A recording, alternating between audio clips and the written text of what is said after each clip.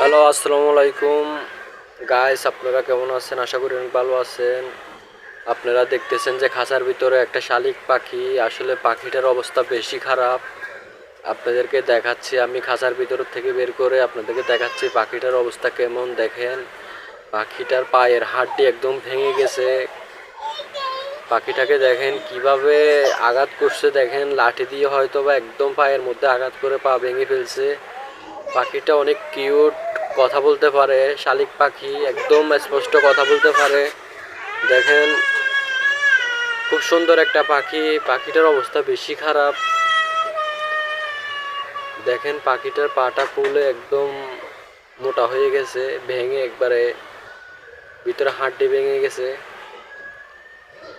দেখেন, একদম লড়তেছে। পাখির পাটা অনেক কিউট একটা পাখি, কথা বলতে পারে, স্পষ্ট কথা বলতে পারে, কিন্তু আজকে কয়েকদিন যাবৎ কথা বলতেছে না পাখিটা। বেশি খারাপ অবস্থা।